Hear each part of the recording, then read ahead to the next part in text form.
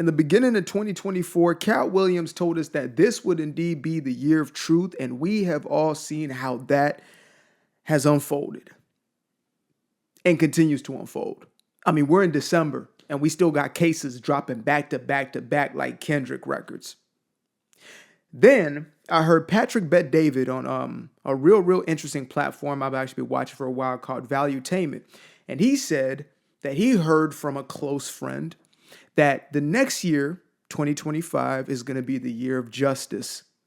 Now, I happen to actually like the justice part even more than the truth part, where individuals are being held accountable for their foolishness, their mess, and their dysfunctional race hustling.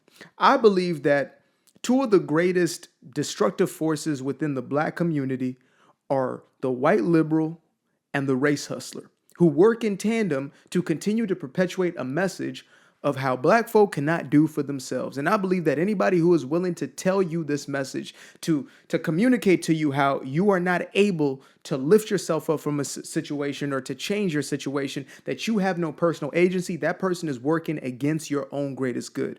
And so, that being said, one of these individuals that has not been held at the stake in the way that they should, the one who has not been held to trial in the way that we could, is a man by the name of Ibrahim X. Kendi. Now, this is a brother who wrote a book by the name of How to Be Anti-Racist. And this became a phenomenon, not because it was such a well-written book, but instead because it was one of the greatest grifts and race hustles of all time. This brother exploited a time in which the American psyche was so deeply fragile. The media was pushing this narrative of there are these white police officers chasing after Black men, hunting them down in the street. And so this man took advantage. He writes a book and he essentially gets a few $1 million out the situation. But let me let the story unfold for y'all. So I'm going to go ahead and get in the best breakdown of this man's history that I've seen so far by a dude by the name of Matt Walsh. Shout out to Matt Walsh over there at the Daily Wire. I think he's at the Daily Wire. I'm almost certain he is. So shout out to Matt Walsh. Let's get into this. He definitely is at the Daily Wire. Yeah. He has a new movie, Am I a Racist? Make sure to go check that out. So let's get in. A decade ago, a man in his 30s by the name of Henry Rogers was one of 32,000 faculty members working in the State University system of New York. Henry was an assistant professor making a modest salary as he taught history classes to undergraduates. And wasn't exactly lighting the academic world on fire, but he was doing pretty well, all things considered. Henry had graduated from high school with a GPA below 3.0, SAT scores hovering around 1,000. And with numbers like that, many students decide to pass on college entirely for good reason. But here was Henry Rogers teaching college students. He wasn't simply going to college. He was educating the next generation. So he was something of an unexpected success story. Now, nevertheless, despite the many blessings that were bestowed on him by affirmative action, Henry Rogers dreamed bigger. You know, he didn't want to be stuck at SUNY forever. He knew that if he wanted to make a lot of money and advance in academia, he needed a rebrand. You could only go so far with a white-sounding name like... Make sure y'all check out my video on the godfather of the race hustle, Al Sharpton. That man right there is the master of the rebrand. He is so good at rebranding. He went from being what Decoy Voice called Big Margin Boo. Oh, no, sorry. It was Actual Justice Warrior. From Big Margin, Margin Boo to Skinny Margin Boo. Like, the dude rebranded his body composition along with, of course, elevating his level of race hustling. Like, the man was incredible in that. So make sure to watch that. It actually is a deep dive into basically a case that made Al Sharpton's career, which was nothing but a Jesse Smollett sort of hoax. So make sure to go check that video out, but let's get back into it. Name like Henry Rogers in the American university system these days, especially in a state like New York. So in 2013, Henry Rogers changed his name overnight. He became Ibram Zolani Kendi, or Ibram X Kendi for short. And from that point forward, anyone looking at the CV of this assistant professor at a middling state school wouldn't immediately think of someone boring and generic and pasty. Instead, they think of Black revolutionaries like Malcolm X. Now, looking back, Henry Rogers' name change may go down as the single most effective rebrand in the history of this country. I mean, his timing couldn't have been better. At the moment Henry Rogers transitioned into Ibram X. Kendi. Corporate media in the U.S., it just so happened, was looking for something to cover besides wealth inequality and Occupy Wall Street. They decided, apparently in concert, to craft a narrative that innocent young black people were being hunted down by deranged white supremacists. To advance that narrative, the media lied about the deaths of Trayvon Martin and Michael Brown and eventually George Floyd and so on. And during this period, they needed talking heads with names like Ibram X. Kendi to tell Americans that their real problem wasn't Citibank or JP Morgan, it was white people. One thing led to another, and before you knew it, Henry Rogers was on the move. That's pretty much the ethos of the entire woke left. It is everything comes down to whiteness. It's like whiteness isn't even necessarily connotated to skin color anymore. It's just this idea, this general idea. Like me, I am now considered as white because I'm not willing to succumb to the Democratic plantation. So therefore, I surely must be white. Not just white, but an agent of white supremacy is what I am. You see, that's how that works. Yeah, you don't agree with me, you're racist, you're white, and you're an agent of white supremacy. It's like the pipeline to agent of white supremacy is just incredibly fast. As soon as you disagree, you're right down on the other side of the spectrum. You're immediately white supremacist. It's incredible. Hired by American University in Washington, D.C. in 2017, which at the time was struggling with the news that bananas had been spotted hanging from trees on campus. This was presumed to be a racist incident because why else would there be bananas? It must be racist. And Henry Rogers was going to fix things. He was going to fix everything. Specifically, Rogers promised to develop a racial reporting guidebook and to conduct a symposium on racial reporting. Now, none of that ever materialized, and this is a theme with Henry Rogers that promises things and they don't actually happen. But it's pretty much the entire industry of, and again, race hustling is under this umbrella of the entire woke grift, right? Now we have obviously the alphabet people and their multiple subsidiaries. We have the multitudes in race. It just like black folk used to have a monopoly on it, but now it's like every other ethnicity, everybody's in the mix now. And it's like, okay, great. Now we got to compete, for the same amount of white guilt within all these subgenres. How do we? And so, you end up having guys like this, who make a whole bunch of promises, collect a whole bunch of money, and as you will hear soon, theme with Henry Rogers that promises things and they don't actually happen. But even so, Rogers received tens of thousands of dollars in grant money from places like the Ford Foundation and elsewhere to make it happen. But Rogers was not completely idle during this period. After 2 years at American University, Henry produced a now infamous book called How to Be an Anti-Racist, which offered a novel theory.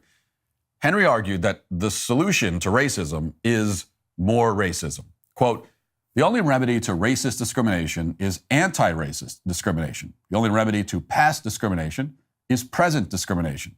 The only remedy to present discrimination is future discrimination. Now, if your IQ is higher than Henry Rogers, and unless you're a house cat, it almost certainly is, that might seem counterintuitive. In fact, it might seem like the single dumbest idea ever committed to paper. But in 2019, this theory, this explicit endorsement of racism, of discrimination, lit the academic world on fire. They were thrilled by it. That same year, Henry Rogers was invited to speak at the Aspen Ideas Festival. By the way, when I was doing my research on this topic, there was a guy who was explaining how many of these institutions, even the ones who passed it as curriculum, because it's now being pushed within certain university curriculum, it's being used in some people's DEI programs. There are individuals who have never even read the book, and yet they just hailed it as this mecca of wokeness, right? Again, this is all a ploy built on the backs of those who are suffering from white guilt, which is oftentimes those who are born into a wealthier class, those who, have some sense of guilt about their own personal privilege. And so when you can pinpoint this thing that you can now put it on, which is, it's not just, you're wealthy, it's because you're white. That's why, even, the crackhead down the street from where I live, the white dude in a van by the river, that guy right there is white and he's privileged, even though he is a dope fiend who literally has nothing to his name besides that rinkety old van by the lake. down by the river. Yeah.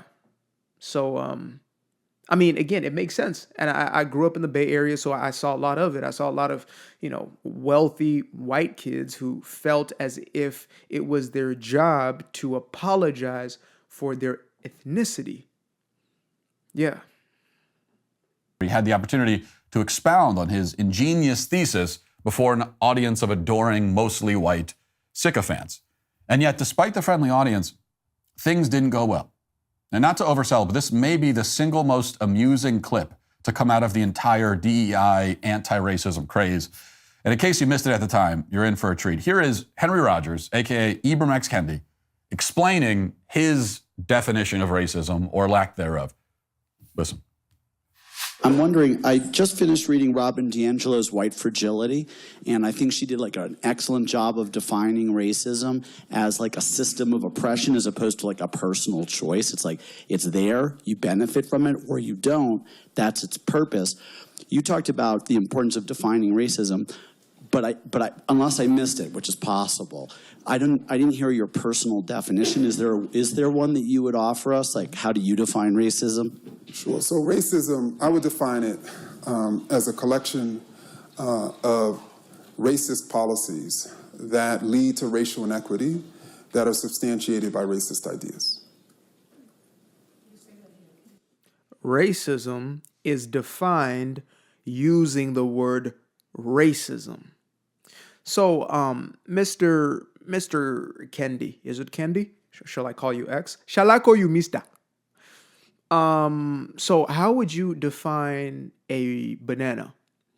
Well, a banana is sort of like the existential banana in its quantum banananess as it is a banana.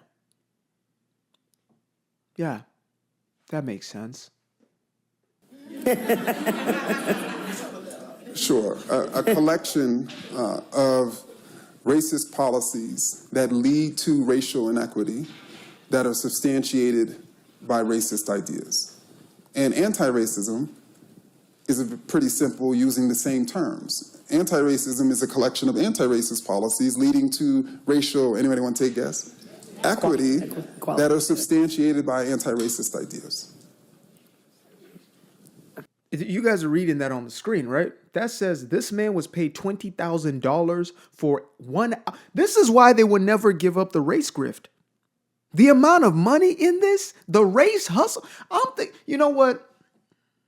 Nah, guys, racism is the biggest problem facing Black America, and white people are racist. That's going to be my new thing now. That's my new spiel. $20,000 for 1 hour of a Zoom session. To tell you, imagine being on the Zoom call, being the person who paid $20,000, and you hear this man say, well, racism is actually the institution of racist ideas that have been racialized by racism. I'm pulling up on you. I'm pulling up on you immediately. I want my, with interest. I need mine back with interest.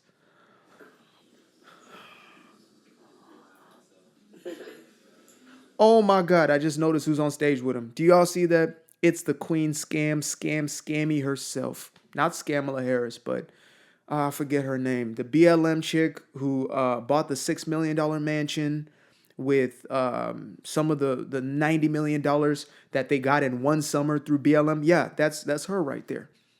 Birds of a feather indeed do flock together. This is the reason I keep going off about this, because some folks may be thinking, why you keep going on about this? Why you keep picking on Black? Because this is the problem in the very same community that they purport to be helping. They are the issue. They are the problem. They are the cause of the perpetual toxicity and dysfunction while people continue to suffer in their own mess. And I'm not going to say that in any other way.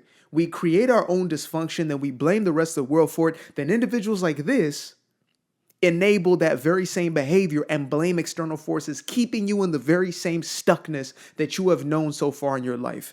And from that place, you can go nowhere. If you do not know that you have power, you think you are powerless, you think that that there is a system out there that is against you, that is holding you back, and that's what's happening. That's the reason why. It's not because you're not educated or don't have an understanding of what you may need to understand to get to where you want to go. Maybe perhaps you can actually listen to people who don't look like you and learn from them as well.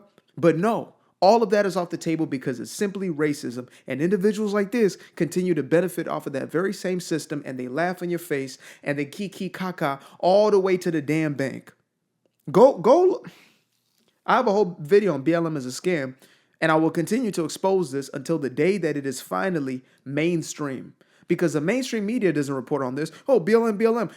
For 3 summers straight, all we heard was BLM. As soon as it came out as a scam, did you hear 1, 2, 3 stories? Maybe. News cycle, gone. That's crazy. Thank you. Thank you for this. It's the most comprehensive talk I've seen on racism in my whole life. I really appreciate you. That's because of Jamel.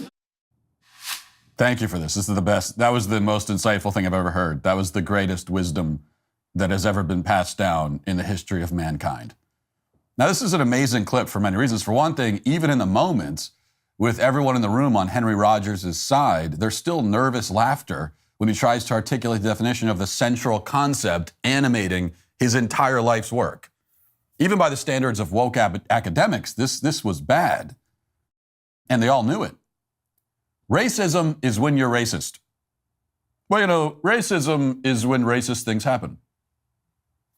Okay, thanks, Henry. That was very illuminating. Everyone just smiles and nods awkwardly because that's what academia is now. It's a grift. There's no integrity. There's no dialogue. There are no ideas at the Aspen Ideas Festival. There's just whatever that was. Now, this moment was not the end of Henry Rogers' academic career. Of course, it should have been. He's in the business of anti-racism and can't tell you what it is. There's a lot of that sort of thing going around on the left, if you haven't noticed. Criticizing Henry Rogers, though, or denying him promotions is white supremacy. So the promotions kept coming. Henry went on to spend a year as a fellow at Harvard University after that, and then he received yet another prestigious offer. Just weeks after George Floyd's overdose, Rogers was hired to lead Boston University's Center for Anti-Racist Research. And within weeks, massive donations were flowing in. Jack Dorsey, the weird bearded founder of Twitter at the time, donated $10 million to Rogers' new center. Lots of money coming from lots of people. Random companies like Vertex Pharmaceuticals contributed millions of dollars as well. In total, the center raised well over $40 million.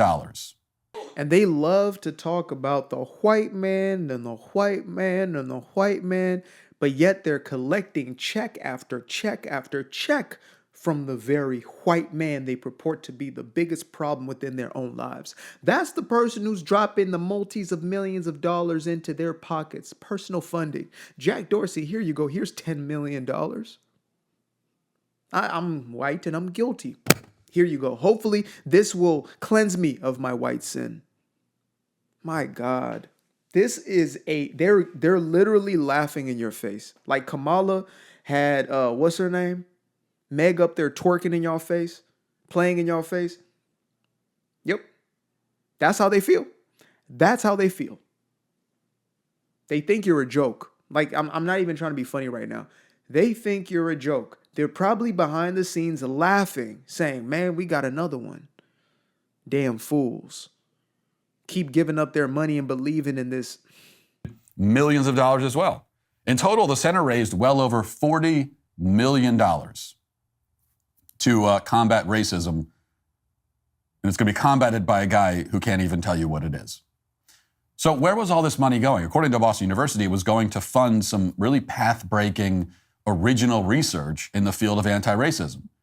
In December of 2020, for example, BU published an article on its website promising that Kendi would be bringing anti-racist investigators together with data scientists to tackle racial inequities and to, quote, establish Boston University as the nation's leading academic institution for data-driven anti-racist research. Well, what came of this unprecedented collaboration between Rogers' anti-racist experts and BU's data scientists? Were racial inequities tackled? Not quite. The Washington Free Beacon looked into this, and they found that Kendi's Anti-Racist Center established something called the Racial Data Lab, which is now completely defunct. Quote, as of September, the Racial Data Lab only compiled information on COVID-19 infections and deaths. The COVID-19 tracker stopped collecting information in March 2021. The center has since removed the names of anyone who worked on that project from its website. So they compiled information from a bunch of other sources about COVID deaths, and then they stopped after about a year. That's it. Now, we did reach out to Boston University to see if there was something we were missing, but they didn't reply. So it's clear that the sum total of BU's big anti-racism data initiative, the one they touted with articles and a lot of marketing materials, was this. This was it. This little COVID tracker. That's all they did. Now, to be fair, in its 3 years of existence, Rogers' Anti-Racist Center also managed to take other steps towards anti-racism. For example, scholars at the center managed to produce not one, but two published papers in 3 years. They were able to produce 2 research papers. Do you know what serious researchers could do with $40 million? Do you know what most people, rational-minded, slightly financially literate individuals could do with $40 million? Well, these guys took $40 million and did this. 2 whole papers for $40 million. It's not bad. That's $20 million apiece. One of these papers looked at Google Street View images and concluded, based on that neighborhoods with mostly black residents have more dilapidated buildings than neighborhoods with mostly white residents. I mean, this is groundbreaking, shocking stuff. No one knew that until they spent millions of dollars studying that. And then someone, it's a light bulb moment. One of the researchers said, hey, get over here, look at this. According to what I'm discovering, inner city communities have a lot of buildings that are in bad shape. Dear God. Now, for his part, Kendi had some bright ideas that he occasionally shared with media outlets in this country. For example, he told Political, quote, to fix the original sin of racism, Americans should pass an anti-racist amendment to the U.S. Constitution.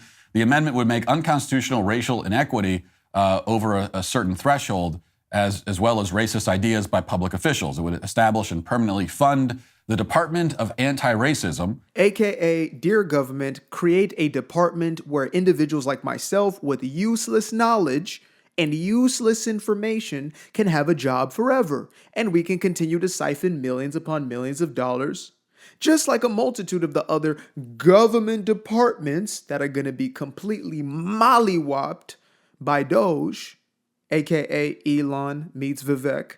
Yeah, that's essentially what he was petitioning for here. The anti-racism bill. Brother, we already had, I don't know, just a few amendments, maybe the 13th, the 14th, and the 15th Amendment that were put into position for, things such as this. But however, they don't guarantee a permanent handout of your money. So he probably thought that wasn't good enough because he needs your money to continue to do whatever. Like, what are they doing on a day-to-day basis? I want somebody let me know in the comments. What do you think they're actually doing every single day in and out of that office? Like, what were they doing with $40 million to burn through that money? What could it have been? DOA, comprised of formally trained experts on racism and no political appointees. The DOA would be responsible for pre-clearing all local, state, and federal public policies to ensure that they won't yield racial inequity. So imagine spending millions of dollars investing in a research center written by someone who sincerely believes something like that is a good idea. I mean, it's so unbelievably degrading, so stupid that it defies analysis, really. What would you tell your shareholders? What would you tell yourself when you look at yourself in the mirror? Is there literally anyone on the planet who thinks a Department of Anti-Racism, literally the acronym is DOA, dead on arrival, would be a good idea? Well, maybe if you were one of Rogers' investors, you'd hold out hope that sooner or later the scholars in this prestigious anti-racism center are eventually going to buckle down and get to work and produce something that's actually useful. But if you thought that, you would be wrong. And that's the entire problem that's the problem with the entire idea of DEI, right? Is it's not merit-based, therefore you can't necessarily expect merit. You can't expect excellence. You can't expect quality. You can't even expect production half the time. What you expect is to not be called a racist. You're basically, as a corporation, paying for you not to be blackballed, or not blackballed, that's not the word I'm looking for, to be blackmailed, all pun intended, not to be blackmailed into, well, you're racist and you guys aren't doing X, Y, and Z. It's a mafioso sort of mentality. And, you know, I believe it's sick, guys. I believe it's sick. That's why I continue to speak out, and I will do so long as I have to do so. So long as scammers like this exist, I will continue to highlight and point them out. I don't give a damn if it was 2 years ago. I don't give a damn if it was 10 years ago, 100 years ago. If it's still going on here now, which it is, and it's more prevalent than ever, it's going to be called out, period. This is a cancer upon our society, and I don't mean that loosely. This is a literal cancer within our society. This woke, far left Marxist ideology is not what most people think it is. On the left, it's not what y'all think it is. It's a damn trap. You were born into the confines of this privilege. You don't know what it's like to live in that actual world you think you're creating right now. So yeah, we got to put that spotlight on these folks, because this is a damn shame. I used to be afraid of the dark, place unknown like a heart in their heart. I used to see my life in the bar. Now the kids unchained, every shackle is lost. 2 steps in the moonlight, 2 step in the daytime. You just know when it feel right. You got a feeling the time's not. See you through those shades that I just threw on. Through my lenses, you just can't do no wrong. I fell in love with myself again. I fell in love with myself. I fell in love with the sunshine. I fell in love with the light. I fell in love with the full moon. I fell in love with the night. I can see the light again. I can see the light. You can see the life in him illuminate the night. I know the time is taking. A 365, that's a